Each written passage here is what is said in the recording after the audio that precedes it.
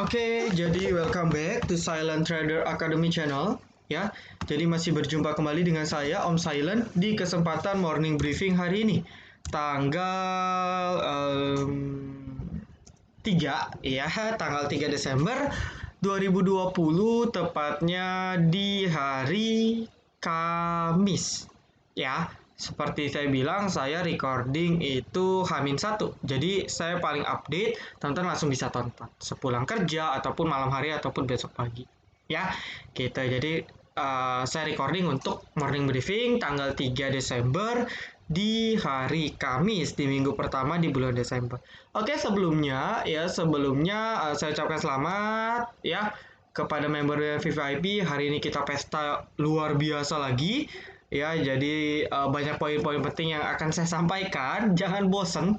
Ya, jadi sebenarnya teman-teman nonton ini sambil dengar siraman-siraman rohani, gitu istilahnya. Ya, semoga bisa membuka mindset dari teman-teman semua. Ya, karena kalau memang teman-teman perhatikan, kalau YouTuber saham lain ya saham. Bahasanya saham, awal saham, opening saham, closing saham. Terakhir pamer porto biasanya. Ya, ya kan biasa begitu pamer seperti itu ya, tapi nggak masalah pamer karena kan beliau memang berhasil ya, pamer sebenarnya nggak ada masalah ya. Nah, tetapi ya memang tujuannya teman-teman nonton youtuber saham ya karena kan teman-teman mau dapat rekomendasi, mau dapat insight, mau dapat pandangan terkait suatu saham ataupun market ya. Sama, saya yakin teman-teman di sini mungkin sekarang skip video saya langsung ke bagian akhir untuk dapat rekomendasi ya. Saya yakin 20% sampai 50% cuman nonton sampai akhir.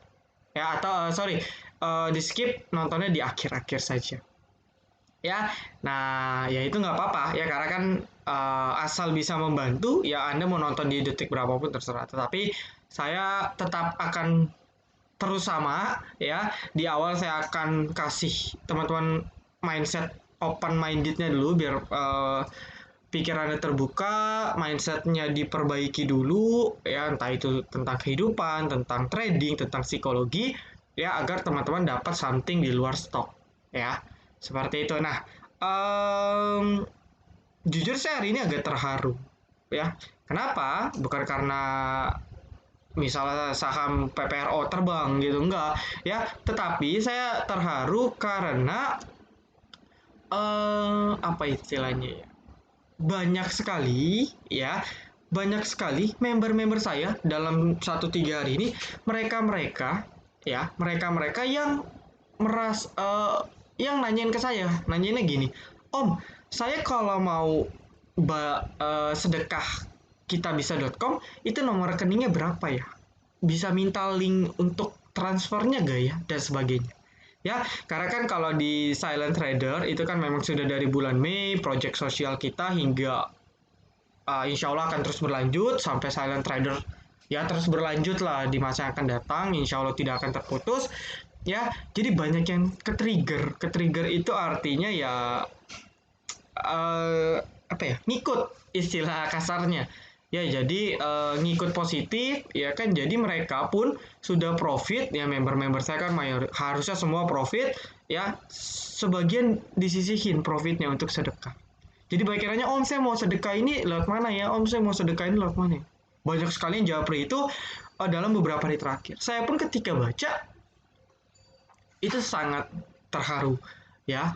Ya nggak nangis sih, ya nggak nangis, cuman saya bacanya ya kayak ada pukulan keras gitu dalam hati. Jadi kayak, oh ternyata ya salah satu tujuan awal project sosial Silent Trader Academy itu berhasil. Jadi salah satu tujuan kami ya, tujuan utamanya memang untuk membantu ya, membantu masyarakat di luar yang membutuhkan ya, kalau ada korban bencana dan sebagainya ya. Nah, berikutnya tujuan lainnya ialah agar memicu, men-trigger ya lingkungan member VIP untuk mau bersedekah juga. Tentu dengan catatan ikhlas dan tulus ya.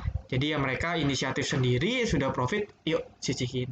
Ya karena saya sudah bilang ya, rezeki sudah ada yang atur, rezeki sudah diporsikan, kita cukup berdoa dan berusaha, ora et labora, ya tidak perlu khawatir. Kalau memang rezeki itu milik kita, pasti akan datang untuk kita. Tapi kalau rezeki itu bukan milik kita, mau kita kejar sekuat apapun, mau kita kejar pakai pesawat jet Garuda sekalipun, nggak akan dapat itu rezeki. Ya, jadi sudah ada porsinya, kita cukup berdoa dan jangan lupa berusaha keras, ya, karena gini, ya, jadi ini agak di luar out of the box ya, kepikiran nih baru. Jadi mungkin teman-teman sering dengar, rezeki nggak kemana kok, rezeki nggak kemana kok, rezeki nggak kemana kok. Gampang diucapin. Padahal dalam praktek sulit. Ya kita ngomong rezeki nggak kemana, tapi dalam hati, aduh, kok gue kagak cuan-cuan ya? Kok gue kagak profit-profit ya? Tuh yang lain profitnya banyak banget tuh. Kok bisa sih? Dan sebagainya. Ya, padahal kita ngucap barusan, rezeki nggak kemana ya. Nah, yang lucunya ya kalimat rezeki nggak kemana ini sebenarnya banyak yang salah interpretasi. Ya, memang rezeki nggak kemana. Rezeki sudah diatur dan saya percaya akan hal tersebut. Ya, selagi kita orang-orang baik, kita ya selalu bersedekah, menjadi orang baik, berbakti kepada orang tua dan sebagainya.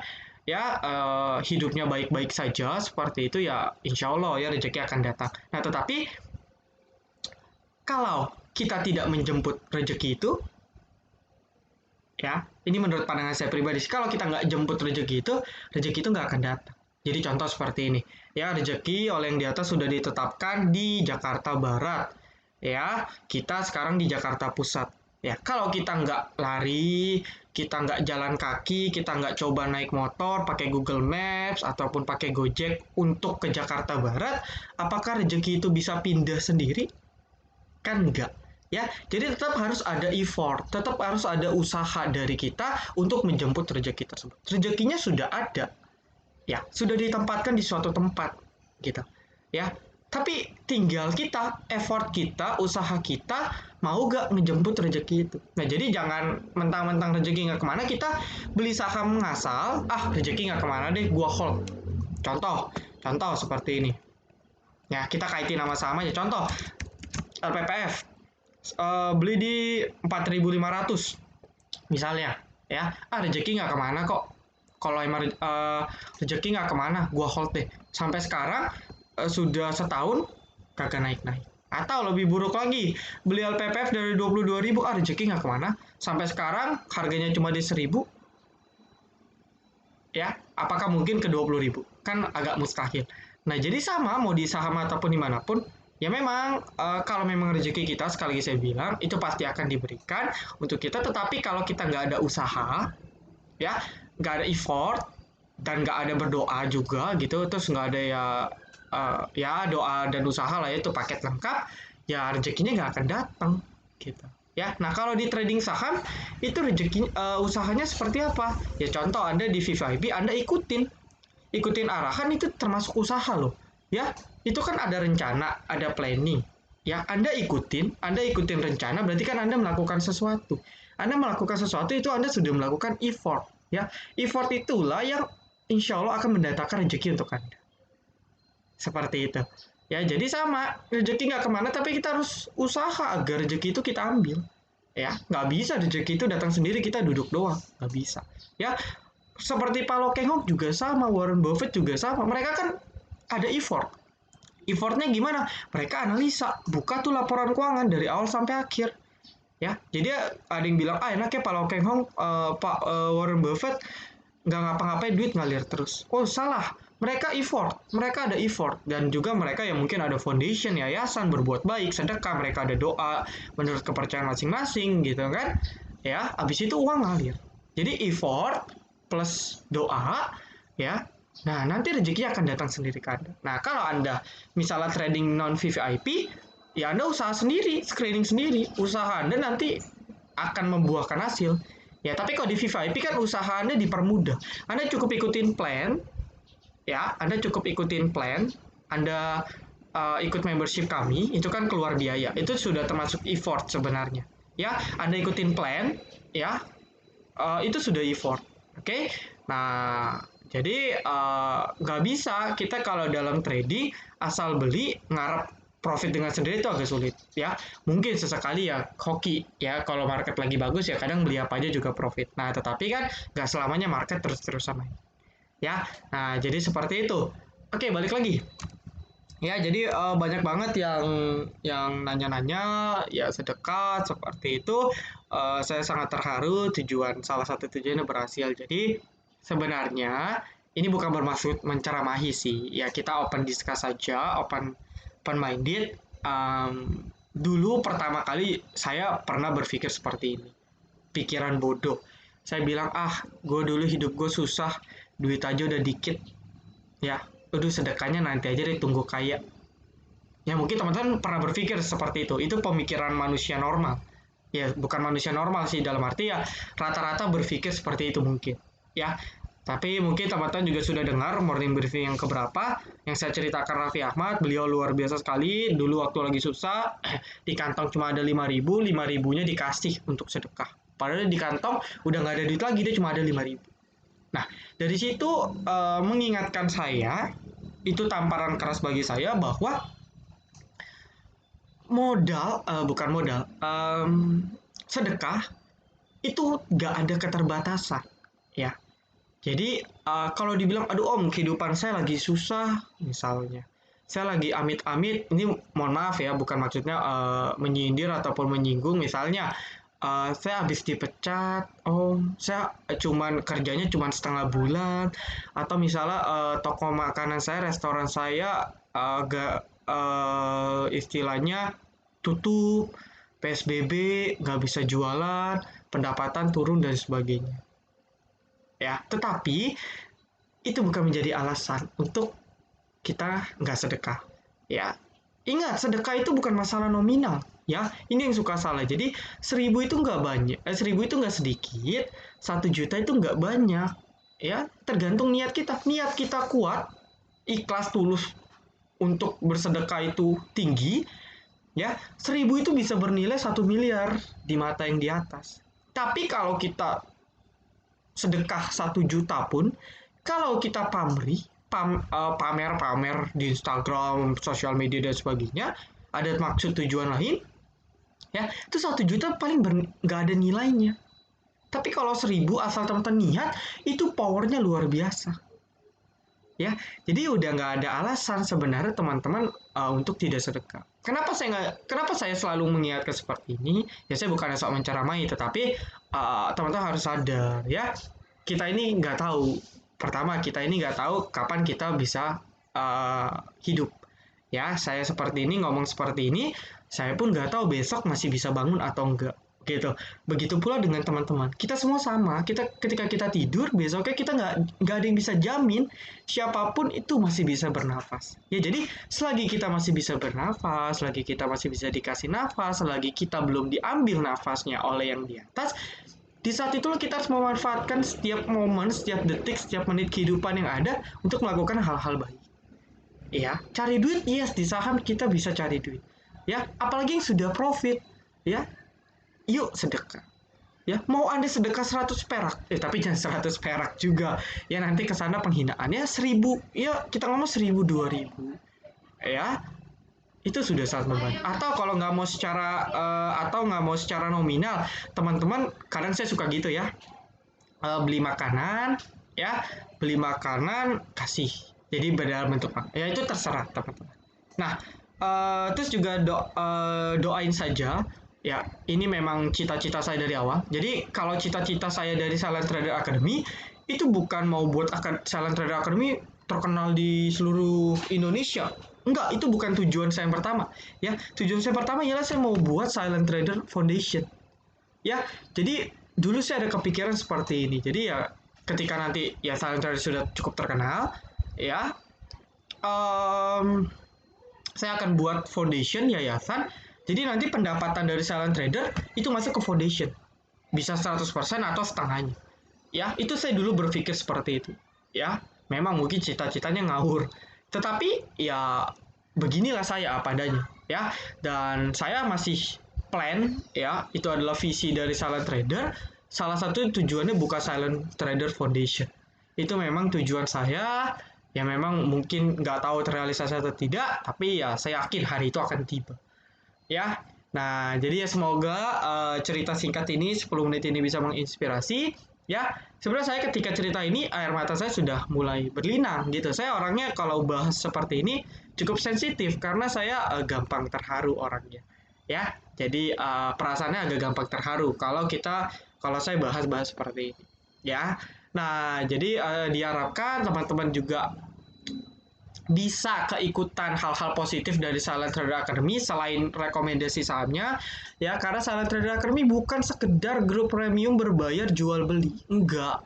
Ya, kita banyak aksi sosial, kita sudah kayak keluarga besar, saling support, saling bantu, ya, dan juga di VVIP pun dipandu, dibimbing, diarahkan, dikasih konsultasi yang detail, ya, bahkan sengaja dibuatkan channel panduan khusus istilah-istilah basic biar teman-teman bisa baca, bisa mudah beradaptasi. Jadi kita sudah provide fasilitas semaksimal mungkin dengan harga yang semurah mungkin.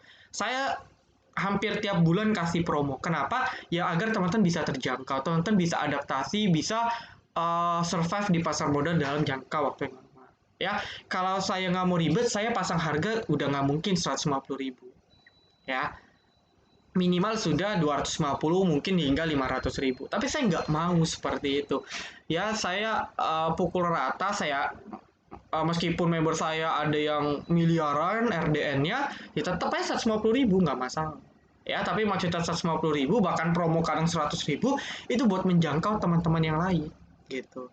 Ya karena saya melihat mereka nih niat belajar, cuma mereka keterbatasan modal, nggak ada yang bimbing, mau coba ikut bimbingan tapi yang nggak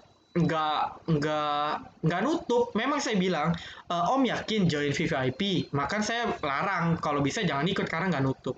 Ya karena misalnya bukan merendahkan ya, mohon maaf, misalnya modal 1 juta ya, kalau ikut VVIP 150.000 kan berarti Anda harus profit 15% dari modal untuk bisa balik modal. Itu kan agak sulit karena kita kan rekomendasinya santai ya, kita rekomendasinya santai dan ya nggak judi gitu ya. 15% bisa, cuman target kita nggak segede itu. Nah, tetapi karena niat belajarnya tinggi, ya saya kasih promo. Ada promo window dressing, kadang ada promo paket 2 bulan, promo sampai akhir tahun, dan sebagainya. Ya, jadi saya mau merangkul teman-teman yang niat belajarnya tinggi, dan keterbatasan dalam hal modal tetap bisa belajar. Jadi nggak ada kasta kasta yang RDN-nya ratusan juta, yang RDN-nya 1 miliar, dengan yang RDN-nya 10 juta ataupun jutaan doang. Itu nggak ada. Di VVIP semua sama. Itu nggak ada beda. Ya, oke, itu aja sih ya. Waduh, 17 menit saya nggak tahu. Kita langsung saja untuk market ya. Untuk market, oh bagus sekali chartnya, teknikal oke. Cuman yang harus kita waspadai volumenya rendah. Ya, kalau kita waspadai ini volumenya rendah, ya volumenya cukup rendah. Artinya 2 hari kenaikan ini merupakan kenaikan yang cukup berbahaya ya, karena kenaikan tanpa volume ini fatal akibatnya. Ya, kalau dari chart dia berhasil high tertinggi, saya udah bilang ya di morning briefing kemarin, dia harus bisa di atas 5798, dan hari ini untungnya dia bisa break higher high ya. Ini ada resisten di sini, sedikit lagi diuji. Nah, tetapi yang harus kita waspadai ialah ya, market ini asing masih jualan teman-teman. Nah ini yang harus kita waspadai sebenarnya. Jadi asingnya masih jualan ya, dan ya balik lagi saya bilang ya, asing kemarin di hari Senin sudah menunjukkan bahwa mereka siap untuk melakukan aksi taking profit kapan. Oke, jadi asingnya masih jualan ya, asingnya masih jualan, ya jualannya dikit-dikit. Dalam seminggu terakhir sudah jualan 4,5 triliun ya. Sisa barangnya kalau kita cek dari sebulan terakhir, itu sisa barang asing hanya sekitar 3,7 triliun. Ya, sudah hilang 50 hingga 60%-nya. Artinya asing sudah taking profit 50 sampai 60%. Ya, dan ya berharap sih dia akan buyback. Cuman posisi asing masih untung, dia siap untuk taking profit apapun. Itu yang harus kita waspadai. Ya nanti kayak kemarin gak ada angin gak ada hujan tiba-tiba 3%. Oke. Nah, terus untung. Oh, ternyata BBRI-nya closing-nya net sell. Wow, saya baru tahu ya. Oke, oh BBCA-nya kebalik justru ya. Menarik. Jadi di awal saya perhatiin BBRI-nya net buy, BBCA-nya net buy. Ya, sampai awal sesi 2 saya jam 2-an saya cek masih BBRI masih net buy, BBCA net sell. Oh, ternyata closing-nya kebalik. BBRI net sell, net sell-nya tipis sih ya, nggak signifikan. BBCA-nya net buy 21.000. Ya. Nah, intinya aksi taking profit asing sudah mulai meredah, ya. Ini udah mulai meredah, bukan berarti hilang, bukan berarti lanjut beli lagi, enggak. Meredah. Jadi istilahnya kalau kayak grafik dia sideway dulu. Entah habis sideway dia langsung distribusi lagi atau justru dia buyback. Ya, ini kita lihat ke depannya kita akan terus update seperti apa dan tahu kan ya harus inisiatif update. Kalau asing jualannya masif seperti kemarin ya kita harus siap taking profit dulu, jual dulu, nanti serok lagi di bawah. Jadi perhatian untuk seluruh member saya, menu apapun ya kita pakai sistem cicil jual. Kecuali ada instruksi TP full ya, TP full ya TP full, udah nggak usah pusing. Ya jadi misalnya Om sudah kena target satu eh, ya saham apapun lah terkena target satu ya oke jual sebagian om kena TP2 jual sebagian ya nanti ketika market guyur udah sisa dikit buang aja kan sudah profit dari TP1 dan TP2 jadi cicil aja ya selagi masih market bagus cicil nanti kalau market jelek buang habis cari lagi saham baru naik cicil jual market dibanting buang habis serok lagi naik lagi cicil cicil buang habis, serok lagi. Ya, kita gitu terus. Kita sistemnya seperti itu untuk saat ini. Karena market sudah di warning oleh asing. Secara nggak langsung asing baik memberitahu kita, ya, bahwa mereka siap kapanpun untuk taking profit besar-besar. Mereka kalau mau bisa aja, ya. Cuman ya mereka nggak akan brutal itu tiba-tiba 8 triliun jebret dalam satu hari. Tapi kemarin 3 triliun itu merupakan outflow cukup besar yang mungkin terbesar selama beberapa bulan terakhir atau beberapa tahun terakhir dalam satu hari. Itu menjadi hal yang luar biasa. Ya, jadi ya optimis boleh, over jangan. Ya, berlebihan jangan. Pesimis boleh, over jangan. Ya, yang over-over itu jangan. Ya, terus juga kalau kita cek, nah ini yang menarik. Ini harus teman-teman ketahui ya. Secara weekly, pertama market ini sudah candle hijaunya itu sudah dari satu 2 3 4 5 6 atau kalau kita hitung dari sini 1 2 3 ini bisa kita hitung hijau 1 2 3 4 5 6 7 8 9 selama 9 candle berturut-turut itu positif ya 9 candle minggu positif jadi rawan nggak? Oh rawan ya sangat amat rawan sekali ya jadi ini biar teman-teman tahu saja sebenarnya market sangat super duper luber rawan ya jadi kita harus waspada dan yang harus kita waspada berikutnya ialah sekarang si market secara weekly ini ketahan ini dia sudah mau uji pertama dia uji support ya uji resisten ya di sekitar 5850 yang merupakan kebetulan merupakan moving average 200 jadi merupakan resisten kuat nah biasanya dia akan rejecting dulu jadi nggak langsung break oke dia kayak gini ya ini kan dia mau jebol ya nih yang di sini nih ini kan dia mau jebol atau di sini buntutnya udah mau nyenggol naik dikit ya rejecting artinya dia nggak break dia mau break ketahan besoknya minggu depannya rebound minggu depannya baru jeblok hancur ya jebret jebret jebret jebret jebret gol gitu misalnya ya nah ini juga sama ya saya ya melihat IHSG yang sudah sangat tinggi lebih condong akan taking profit ataupun rejecting. Jadi dia nanti kalau skenario saya benar ya minggu ini mungkin dia akan nyentuh, minggu depan dia akan rejecting, minggu depan berarti kan udah sekitar tanggal belasan ya. Minggu depan dia rejecting, minggu depan itu tanggal oh mulai tanggal 7 sorry berarti dari tanggal 7 sampai tanggal 12 itu dia rejecting mungkin ya nah atau mungkin dia rejectingnya sampai tanggal 19 nanti tanggal 19 itu kan hari eh ini ada tanggalnya coba kita cek Senin ya tuh oh 14 sorry kok 12 sih ya bener ya 7 sampai 12 7 sampai 11 ya mungkin dia akan minggu ini dia rejecting. Oke, di sini mungkin dia masih akan rejecting. Nah, di sini dia baru mulai naik. Jadi di tanggal 21 sampai 31 mungkin market baru naik. Ya, coba kita lihat nanti prediksi saya benar atau tidak. Ini sih prediksi saya. Jadi dia akan rejecting dulu di sini.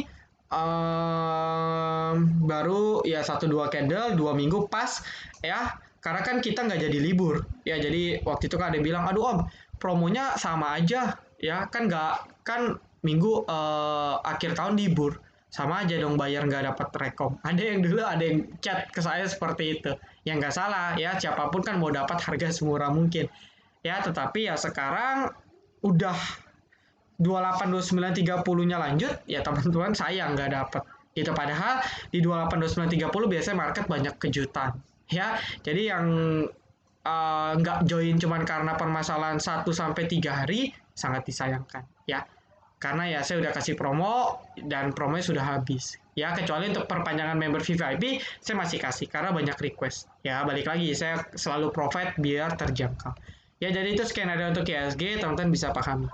Oke, ya, masih panjang lah market, perjalanan masih panjang ya, kita ikutin arus saja. Nah, sektor-sektor yang menarik yang bisa kita perhatikan ialah sektor asabri ya. Jadi sektor asabri terlihat sudah mulai melakukan manuver asik ya, ibarat medan perang. Ini pasukan-pasukan sudah mulai maju. Nah, apakah saham asabri itu merupakan saham yang di window dressing? Bisa iya, bisa enggak. Kenapa? Ya karena Asabri itu kan PT, perusahaan, ya perusahaan BUMN. Ya mereka banyak investasi. Ya kalau Asabri kan dia ada divisi khusus investasi. Ya beliau ada pegang beberapa saham. Jadi ya mungkin teman-teman tahu, mungkin PPRO, SMBR, Nikel, PH, KF. Seperti itu ada HRTA juga kalau nggak salah. Ya, nah beliau ada invest gitu ya, si PT Asabri Persero ini ada invest di saham-saham tersebut. Silakan cek saja kepemilikannya di RTI Bisnis itu ada. Nah, kalau dia mau memperbaiki kinerja portofolio investasinya, ya akhir tahun kan dia pasti report gitu.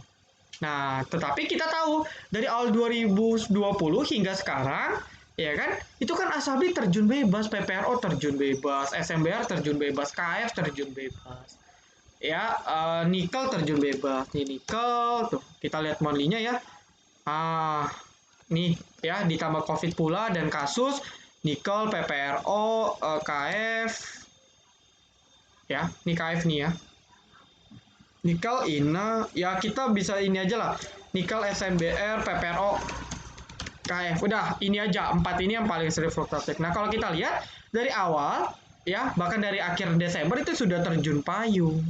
Karena kena kasus, ya.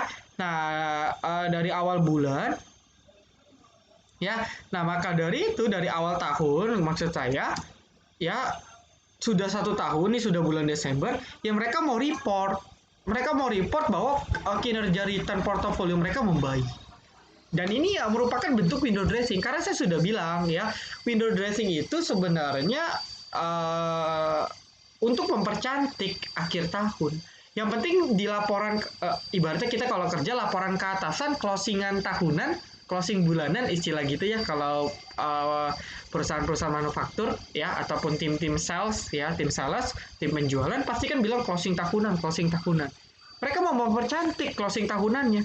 Nah, dengan cara apa? Kalau perusahaan-perusahaan, ya mereka kejar target, ya mereka supply ke supermarket, diperbanyak orderan, ya dan sebagainya. Untuk akhir tahun ini, oh bagus, dapat komisi sama bos. Nah, kalau di saham, para mutual fund, para perusahaan-perusahaan yang banyak investasi di berbagai saham, ya mereka mau ngangkat juga, gitu. Ya, karena nanti kalau di secara accounting itu akan tercatat investasi mereka. Misalnya mereka mau assumption-nya mereka masuk ke short term investment. Nah, nanti unrealized gain or loss-nya itu akan masuk ke dalam laporan laba rugi. Ya, itu kalau ngomong untuk aduh saya lupa istilah akuntansinya. Ya, intinya kalau untuk short term investment itu dia akan bisa masuk ke dalam laporan laba rugi mereka.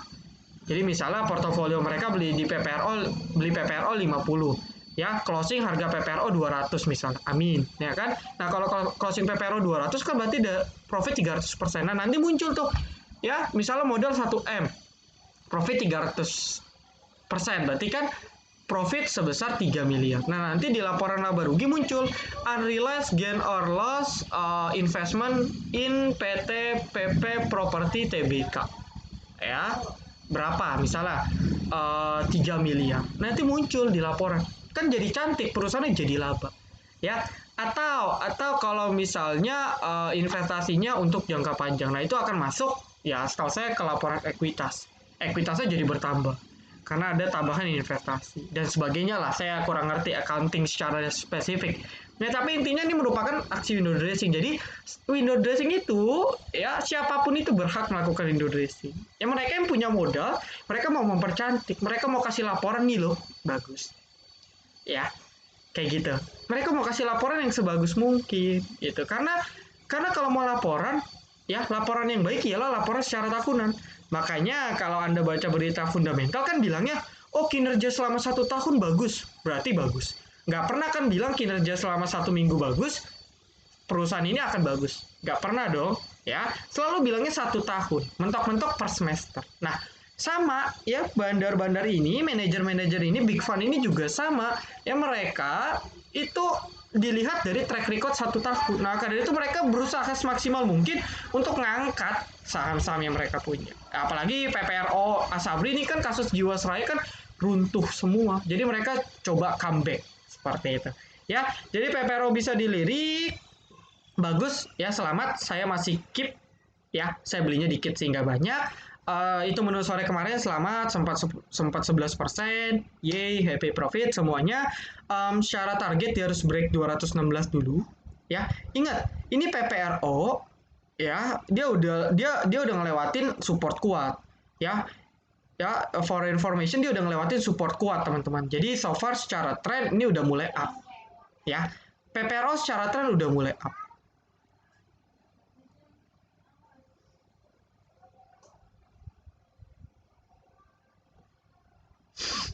Ya. Nah, jadi kalau kita cek dia punya trendline major, ya trendline major itu di sini. Ngeri ya chartnya ya. Gak dikasih ampun ya. Ya, dia pun secara weekly sudah break trendline major dia waktu di sini. Oke, dia sudah break support resisten kuat di sekitar 94.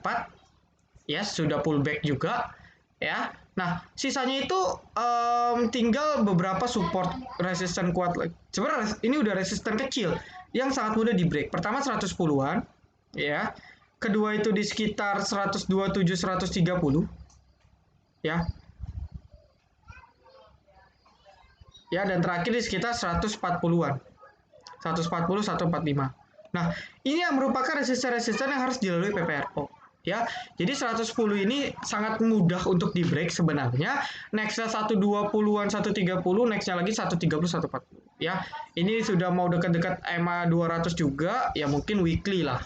Main swing oke juga untuk PPRO. Ya, tapi intinya secara teknikal dia harus bisa break di atas 116 secara daily baru menarik. Atau setidaknya dia harus break di atas 110. Yang mau beli silahkan. Ya, mungkin ada yang bilang, ini efek mansurmologi. Oh, boleh. Ya, silahkan ikutin kepercayaan masing-masing. Ya, kalau saya based on teknikal. Karena sebelum mansurmologi posting, seperti itu Pak Ustadz posting di Instagramnya, alhamdulillah kita sudah beli dulu dari menu sore. Baru sesi 2 jebret, harga sampai tiba-tiba terbang. Ya, karena secara teknikal memang dia harusnya naik. Makanya saya rekom di menu sore kemarin. Ya, lalu juga KF selamat buat teman-teman yang konsul bilang, Om, saya kalau mau masih keep gimana ya? Oke, saya bilang sabar, tenang. Ya, akan tiba waktunya Anda profit. Asal sabar.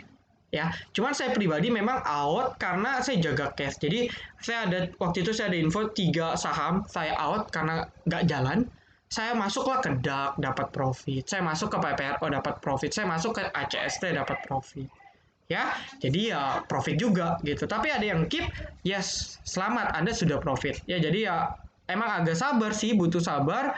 Butuh dari 11.24, butuh sekitar seminggu 2 minggu baru profit. Ya, tapi nggak apa-apa, yang penting kan goals akhirnya profit. Seperti itu, jadi setiap rekom yang nggak harus jalan hari itu, bisa beberapa hari baru jalan. Yang penting effort kita ikutin plan aja yang baik. Ya, rata-rata ikutin plan saya aman kok. Doit 50%, IMAS 50%, ASRI hampir 70%. ya. Kalau benar-benar ikutin mah aman. Dari dulu Anta hampir 100%, 80% dan sebagainya lah ya. Nah, jadi tinggal ikutin saja. Nah, buat member baru ataupun teman-teman yang mau join, yuk coba join. Rasain sendiri gimana dibimbing, discuss dengan member-member yang tentunya grupnya seru sekali ya, suka bercanda seperti itu. Yuk join, coba join aja ya. Yang mau join bisa langsung ke staff saya ataupun ke saya ya, boleh. Oke, KF juga bisa dilirik, Nikel, SLBR sudah mulai ada pergerakan ya. Jadi keempat ini bisa kita lirik, meskipun ada beberapa sektor lain yang menarik, cuman ya teman-teman perhatikan ini. Tetapi sekali lagi ingat, bisa saja dibanting. Ingat ini saham yang sangat fluktuatif ya, high risk sekali. Cuma saya sudah jelaskan adanya kepentingan ya, siapa tahu akan saham ini akan kena window dressing dari Asabri, ya kita doakan saja hal tersebut benar-benar terjadi. Oke? Mungkin itu dulu yang bisa saya sampaikan. Jadi thank you banget buat teman-teman yang sudah nonton video ini dan sampai akhir. Jangan lupa like, comment, dan juga subscribe. Jangan lupa nyalakan notifikasinya agar ketika saya dan tim upload video terbaru, teman-teman bisa langsung update. Oke, see you in the next video. Salam Trader Academy. Be silent, be patient, be cuan.